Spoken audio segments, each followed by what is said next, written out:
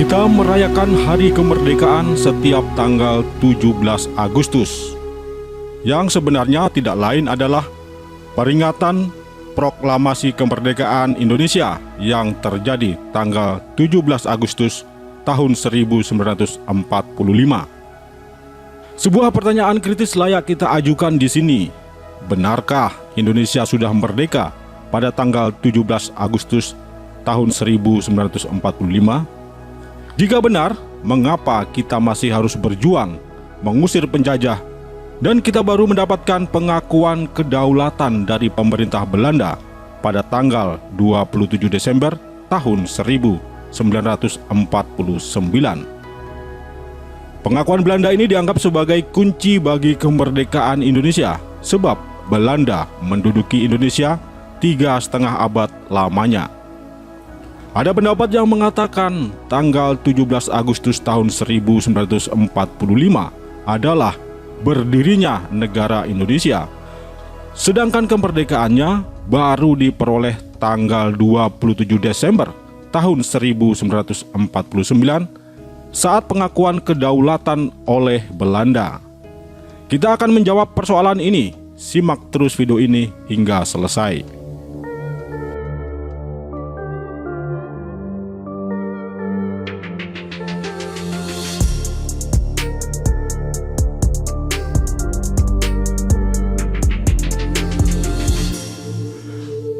Untuk menjawab spekulasi yang mengatakan bahwa Indonesia berdiri tanggal 17 Agustus tahun 1945 tetapi belum merdeka pada saat itu, perlu di sini kita ketahui bahwa peristiwa tanggal 17 Agustus 1945 tidak lain adalah perebutan kekuasaan dari pemerintah pendudukan Jepang oleh bangsa Indonesia. Meskipun Belanda pernah menjajah 3,5 abad lamanya, tetapi ketika terjadi perebutan kekuasaan oleh bangsa Indonesia, Belanda tidak sedang menguasai Indonesia. Yang menguasai Indonesia ketika itu adalah Jepang. Kekuasaan Belanda di Indonesia sudah direbut oleh Jepang pada tahun 1942. Kekuasaan yang ada di tangan Jepang itulah yang direbut oleh bangsa Indonesia tahun 1945. Tetapi setelah kekuasaan direbut oleh bangsa Indonesia, Belanda mau kembali merebutnya. Maka sejak kedatangan Belanda pada tahun 1945 ketika menang dalam Perang Dunia Kedua bersama dengan sekutu-sekutunya, hingga tahun 1949 terjadi konflik perebutan kekuasaan antara Indonesia dan Belanda, sampai akhirnya tanggal 27 Desember tahun 1949 melalui perundingan meja bundar di Den Haag, Belanda mengakui kedaulatan Indonesia. Dalam perspektif bangsa Indonesia, pengakuan kedaulatan oleh Belanda tanggal 27 Desember tahun 1949 itu bukanlah pemberian kemerdekaan dan penyerahan kedaulatan, melainkan sebuah pengakuan terhadap eksistensi dan kedaulatan negara Indonesia. Dengan kata lain, Belanda mengakui kekalahan dalam perebutan kekuasaan di Indonesia. Hal ini sejalan dengan kronologi peralihan kekuasaan dari Belanda ke Jepang, kemudian dari Jepang ke Indonesia, dan kemudian Belanda ingin kembali merebutnya, tetapi tidak berhasil karena bangsa Indonesia mempertahankannya. Tetapi dalam perspektif Belanda, pengakuan kedaulatan itu memang dimaksudkan sebagai pemberian kemerdekaan kepada bangsa Indonesia, tetapi bukan melalui negara Republik Indonesia yang didirikan tanggal 17 Agustus tahun 45, melainkan melalui Negara Republik Indonesia Serikat atau RIS.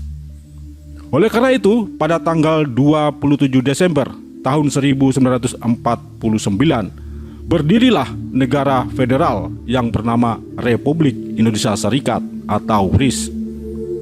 Negara Republik Indonesia yang diproklamasikan tanggal 17 Agustus tahun 45 hanyalah salah satu negara bagian di antara beberapa negara bagian yang tergabung dalam federasi tersebut.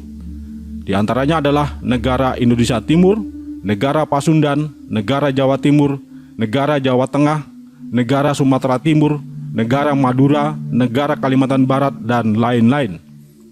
Jadi, kemerdekaan dan kedaulatan yang diberikan oleh Belanda bukan kepada negara Republik Indonesia yang didirikan tanggal 17 Agustus tahun 45, tetapi kepada Republik Indonesia Serikat yang dibentuk tanggal 27 Desember tahun 1949. Keberadaan Indonesia Serikat tidak lama, tidak genap setahun usianya, karena bentuk negara ini bukan yang dikehendaki oleh bangsa Indonesia, melainkan yang digagas oleh kolonialisme Belanda. Akhirnya pada tanggal 17 Agustus tahun 1950, pada saat ulang tahun kemerdekaan negara Republik Indonesia yang kelima, Republik Indonesia Serikat dibubarkan. Semua negara bagian yang semula bergabung dalam Republik Indonesia Serikat kembali ke pangkuan negara Republik Indonesia. Jadi, negara yang kemerdekaan dan kedaulatannya diberikan oleh Belanda sudah tidak ada sejak tanggal 17 Agustus 1950. Yang ada tinggal negara yang didirikan oleh bangsa Indonesia sendiri dan yang kemerdekaannya diproklamasikan tanggal 17 Agustus tahun 1945. Jadi clear ya, tanggal 17 Agustus tahun 1945, negara Indonesia resmi berdiri, berdaulat, dan merdeka. Sekarang pertanyaannya, jika negara Indonesia baru berdiri tanggal 17 Agustus tahun 1945, sekaligus merdeka pada saat itu, bukankah berarti Belanda dan Jepang tidak menjajah Indonesia? Mereka menjajah kerajaan-kerajaan di Nusantara yang pada saat itu Indonesia belum ada. Kita akan menjawab pertanyaan ini sekaligus akan mencari tahu kapan sebenarnya bangsa Indonesia lahir. Tidak dapat dipungkiri, Nusantara adalah wilayah yang kaya raya. Rempah-rempah dan hasil buminya melimpah. Emas, intan, perak, minyak bumi, dan hasil tambang lainnya seolah tiada habis dikandung oleh Ibu Pertiwi. Pada masa lalu, kerajaan-kerajaan besar maupun kerajaan-kerajaan kecil bermunculan di seluruh wilayah Nusantara ini. Setiap kerajaan berdaulat di wilayah kekuasaannya masing-masing. Kerajaan yang satu berusaha untuk menaklukkan kerajaan yang lain demi menegakkan supremasinya dan untuk memperluas wilayah kekuasaannya. Terjadilah peperangan antar kerajaan yang seolah tiada henti. Kerajaan yang satu ditumbangkan oleh kerajaan yang lain. Kemudian muncul lagi kerajaan lainnya kembali menumbangkan kerajaan tersebut. Begitu dan begitu terus, hingga akhirnya para penjajah dari Eropa yang mengincar rempah-rempah dan kekayaan alam lainnya datang, kemudian menancapkan kekuasaannya di sini. Penjajah Eropa dapat menguasai negeri ini karena melihat celah untuk dapat memanfaatkan situasi permusuhan antar kerajaan. Raja-raja yang lemah, yang kurang percaya diri untuk dapat menang melawan kerajaan lain, kemudian meminta bantuan bangsa asing itu. Mereka mendapat bantuan pasukan maupun persenjataan. Bantuan tentu tidak diberikan secara cuma-cuma. Semua ada harganya. Setelah memenangkan perang melawan saudara sebangsanya, mereka terikat perjanjian dengan bangsa asing. Mereka terpaksa membiarkan bangsa asing bercokol di negerinya, mencari keuntungan dengan memonopoli perdagangan dan ikut campur dalam urusan kekuasaan. Mereka tidak lagi berdaulat, mereka berada dalam kendali bangsa asing. Mereka telah menjadi bangsa yang terjajah.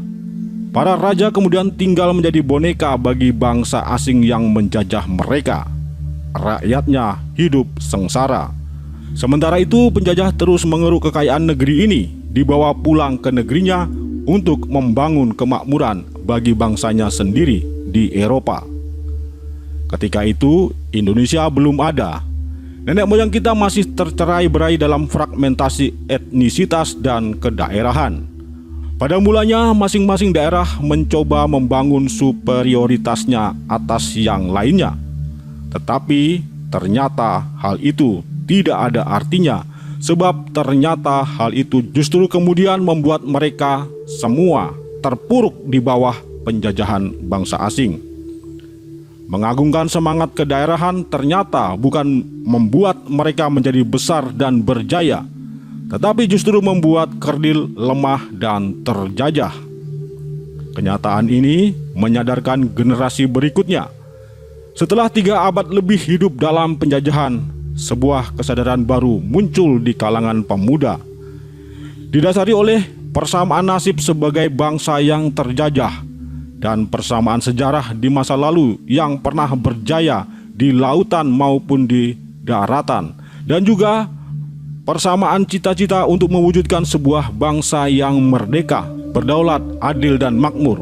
Para pemuda kemudian mengikrarkan sumpah yang sangat legendaris, yaitu Sumpah Pemuda. Sumpah Pemuda diikrarkan pada tanggal 28 Oktober tahun 1928. Dalam sumpah itu diikrarkan tekad untuk bersatu menjadi satu bangsa, yaitu bangsa Indonesia, memiliki satu tanah air, yaitu tanah air Indonesia, dan dipersatukan oleh bahasa persatuan, yaitu bahasa Indonesia. Pemirsa, tanggal 28 Oktober tahun 1928 adalah momentum kelahiran bangsa Indonesia. Sebelumnya bangsa Indonesia belum ada. Yang ada adalah bangsa Jawa, bangsa Melayu, bangsa Dayak, bangsa Sunda, bangsa Minahasa, bangsa Bugis, bangsa Batak, bangsa Ambon, dan lain sebagainya. Jadi bangsa Indonesia lahir tanggal 28 Oktober tahun 1928 melalui sebuah ikrar yang disebut Sumpah Pemuda. Bangsa Indonesia adalah bersatunya bangsa-bangsa di wilayah Mandala Nusantara. Soekarno kemudian menyebut bangsa-bangsa yang bersatu itu sebagai suku-suku bangsa. Suku artinya secara harafiah adalah kaki. Jadi makna harafiah suku-suku bangsa adalah kaki-kaki penyangga sebuah bangsa, atau dalam pengertian yang umum saat ini adalah kelompok-kelompok etnis yang membentuk sebuah bangsa yang besar, yaitu bangsa Indonesia. Bangsa Indonesia memang lahir pada tanggal 28 Oktober tahun 1928, tetapi ketika itu masih dalam situasi penjajahan. Jadi bangsa Indonesia tidak begitu lahir langsung merdeka. Bangsa Indonesia begitu lahir masih harus menghadapi penjajahan. Fakta ini menjawab anggapan bahwa Belanda sebenarnya tidak menjajah Indonesia, tetapi menjajah kerajaan-kerajaan di Nusantara.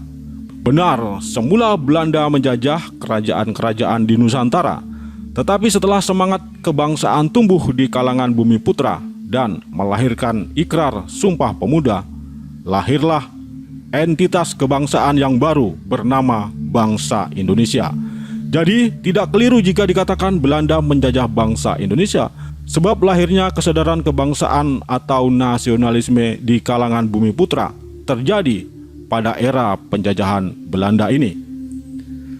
Sebuah pertanyaan kemudian bisa kita ajukan, jika munculnya semangat kebangsaan dan semangat persatuan didorong oleh adanya persamaan nasib, yaitu nasib sebagai bangsa yang terjajah, berarti penjajahlah sebenarnya yang menjadi ayah kandung bangsa Indonesia.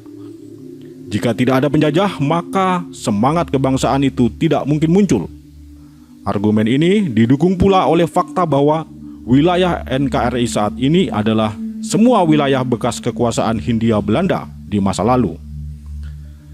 Pendapat ini memang sepintas terlihat logis, tetapi sejak semula ketika bangsa Indonesia mencoba mendefinisikan jati dirinya, sebelum mampu mendirikan negara dan mempertahankan kedaulatannya, para founding fathers tidak menjadikan kekuasaan penjajah sebagai referensi. Mereka melihat kejayaan masa lalu, kejayaan dan kedaulatan yang pernah ditegakkan oleh nenek moyang kita sebagai rujukan mereka. Soekarno menyebutkan bahwa negara yang akan didirikan adalah sebuah nasionalis state, sebuah negara kebangsaan, sebuah nation state. Menurut Soekarno, nenek moyang kita pernah 2 kali berhasil mendirikan nasionalis state, yaitu Sriwijaya dan Majapahit. Soekarno menyebutkan bahwa tanah air Indonesia adalah bekas wilayah kekuasaan Sriwijaya dan Majapahit, wilayah yang pada masa lalu disebut Mandala Nusantara. Wilayah ini melampaui wilayah kekuasaan Hindia Belanda. Muhammad Yamin mengatakan negara Indonesia yang akan didirikan sebenarnya adalah Indonesia yang ketiga. Seperti kata Soekarno, Yamin menyebutkan bahwa Indonesia pertama adalah Sriwijaya dan Indonesia kedua adalah Majapahit. Mengapa Sriwijaya dan Majapahit menjadi rujukan para founding fathers untuk mendirikan negara? Karena menurut mereka, kedua kerajaan itu telah melampaui konsep kedaerahan seperti negara Indonesia yang dicita-citakan. Sriwijaya dan Majapahit telah menegakkan kedaulatannya yang melampaui batas-batas kedaerahan dan batas-batas etnisitas. Mereka menyebut Sriwijaya dan Majapahit adalah sebuah nasionalis state, sebuah negara kebangsaan, sebuah nation state. Meskipun tanggal 28 Oktober tahun 1928 menjadi penanda lahirnya bangsa Indonesia, tetapi tidak berarti momentum itu terlepas sama sekali dari sejarah masa lalu. Sejarah masa lalu mempunyai peran yang sangat penting bagi munculnya semangat kebangsaan dan semangat persatuan. Persamaan sejarah yang pernah dialami pada era Sriwijaya dan Majapahit memberi andil besar untuk kembali menegakkan sebuah nasionalis state di kawasan Mandala Nusantara yang kemudian disebut Indonesia.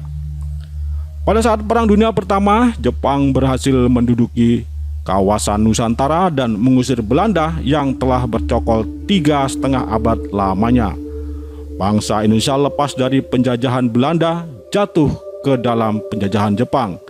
Di ujung masa kekuasaan Jepang, para founding fathers semakin serius menyiapkan bagi berdirinya sebuah negara Indonesia yang merdeka. Dasar negara, konstitusi, dan lembaga-lembaga negara dikonsep dan dirumuskan dengan matang oleh mereka yang bergabung dalam BPUPKI yang kemudian dilanjutkan oleh PPKI. Hingga akhirnya ketika terdengar berita bahwa Amerika dan sekutunya berhasil mengalahkan Jepang, bangsa Indonesia akhirnya memproklamasikan kemerdekaannya pada tanggal 17 Agustus tahun 1945. Proklamasi kemerdekaan ini adalah sebuah deklarasi bagi berdirinya negara Indonesia oleh bangsa Indonesia sendiri. Dengan proklamasi kemerdekaan ini, bangsa Indonesia merebut kekuasaan dan kedaulatan negara dari pemerintah pendudukan Jepang. Sebagai bagian dari sekutu Amerika yang menang Perang Dunia Kedua, Belanda merasa berhak untuk menduduki kembali wilayah bekas jajahannya di kawasan Nusantara yang telah ditinggalkan oleh Jepang. Tetapi bangsa Indonesia yang telah mendirikan negaranya sendiri dan merebut kedaulatan bagi negaranya dari penjajah Jepang, bangsa Indonesia berjuang dengan segala cara untuk mempertahankan kemerdekaan dan kedaulatannya. Kemerdekaan kita adalah kemerdekaan yang diperoleh melalui perebutan kekuasaan dan kedaulatan dari tangan penjajah. Tentu saja, penjajah tidak serta-merta mengakui kedaulatan yang direbut darinya.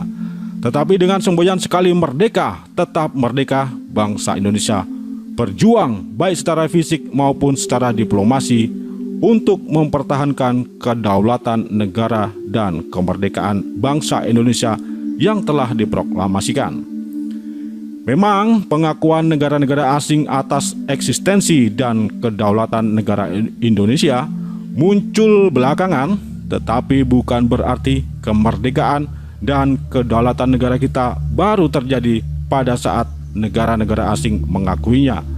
Pengakuan yang muncul belakangan itu untuk mengkonfirmasi bahwa negara yang didirikan tanggal 17 Agustus tahun 1945 adalah negara yang merdeka dan berdaulat. maka bangsa asing yang mencoba merebut kekuasaan dan kedaulatan Indonesia di tanah airnya sendiri adalah tindakan yang ilegal.